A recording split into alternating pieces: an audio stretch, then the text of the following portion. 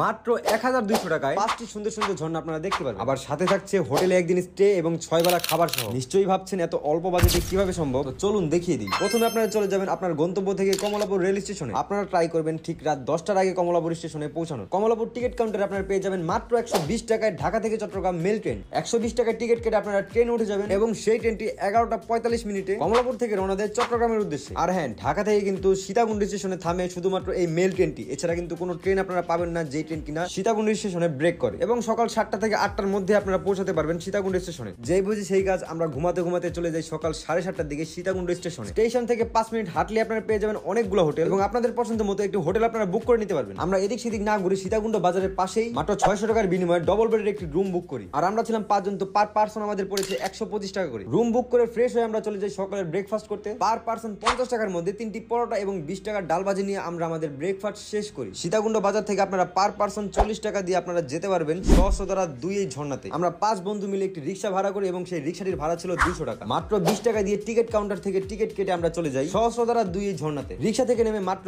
5 minute হাঁটলে আপনারা পেয়ে যাবেন এত সুন্দর একটা ঝর্ণা। কিন্তু আমাদের কপাল খারাপ, তাই আমরা ঝর্ণাতে গিয়ে কোনো পানি পাইনি, আর পানি না পেয়ে আমাদের মনটা ভেঙে যায়। তো এখানে আর সময় নষ্ট না করে আমরা একটু গোসল করে আমরা চলে যাই সুপ্তধারা ঝর্ণায়। আর এই ঝর্ণায় যেতে হলে আপনাকে গুনতে হবে পার পার্সন মাত্র 70 টাকা করে। আর আমরা 5 জন মিলে মাত্র 350 টাকা খরচ করে একটি সিএনজি নিয়ে চলে যাই ইকো পার্কের মেইন গেট। আর এই পার্কের প্রবেশ মূল্য হলো পার পার্সন 50 টাকা করে। পার্কের মেইন গেট থেকে আপনারা মাত্র 30 মিনিটেই চলে যেতে পারবেন এই সুপ্তধারা ঝর্ণাটিতে। যাওয়ার পথে হুট করে বৃষ্টি নেমে যায় এবং ভিজতে ভিজতে আমরা চলে যাই সুপ্তধারা ঝর্ণায়। ঝর্ণার সামনে গিয়ে দেখি মোটামুটি ঝর্ণা থেকে ভালোই পানি পড়তেছে। সেই পানি দেখতে দেখতে আমরা আমাদের ফটো সেশন এবং ভিডিও করা সেরে নিই। বিশ্বাস করেন রাসেল ভাই, চোখের পলক ফেলতে না ফেলতে পানির চাপ এতটাই বেড়ে যায় যেটা দেখে আমরা অবাক হয়ে যাই। এই ঝর্ণা আমরা কিছুক্ষণ উপভোগ করে রওনা দিয়ে দিই সহস্রধারা এক ঝর্ণার উদ্দেশ্যে। এই সুন্দর মনোমুগ্ধকর জঙ্গল দিয়ে প্রায় 1 থেকে 1.5 ঘন্টা হাঁটার পর আমরা চলে যাই সহস্রধারা এক ঝর্ণা। সেই ঝর্ণাটিও দেখতে অপরূপ সুন্দর এবং সেই ঝর্ণাটি দেখতে দেখতে আমরা ফটো সেশন এবং ভিডিও শেষ করে এত সুন্দর একটি ঝর্ণায় গোসল করে নিই।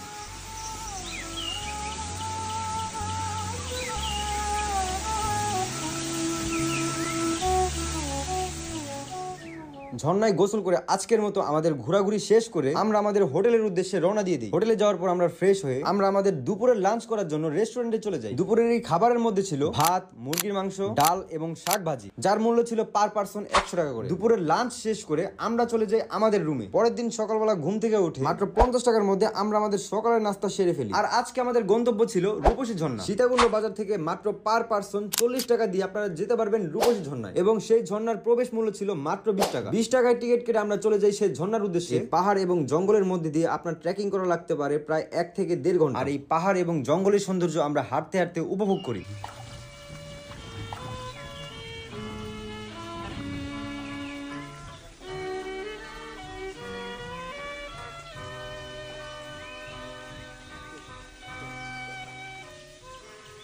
হাঁটতে হাঁটতে আমরা শেষ মেশ চলে আসি সুন্দর একটি ঝর্ণায়। কিন্তু আমাদের কপালটা এতই খারাপ যে সেই দিন আমরা আর কোনো পানি পাইনি। পানি না থাকলেও কিন্তু এই ঝর্ণাটির সৌন্দর্য বেশ সুন্দর। এখানে আমরা আমাদের ফটো সেশন এবং ভিডিও শেষ করে আমরা আমাদের হোটেলের উদ্দেশ্যে রওনা দিই। আমরা এই জিরিপথের সৌন্দর্য উপভোগ করতে করতে চলে আসি আমাদের হোটেলে এবং আমরা লাঞ্চ শেষ করে আমরা সীতাকুণ্ড বাস স্টপ থেকে বাস নিয়ে আমরা চলে আসি চিটাং, যার ভাড়া ছিল 40 টাকা। তারপর চিটাং থেকে আমরা 120 টাকা দিয়ে ট্রেনের টিকিট কেটে ঢাকার উদ্দেশ্যে রওনা হই। আজকের মতো এই পর্যন্তই। সবাই ভালো থাকবেন, সুস্থ থাকবেন, বাই বাই।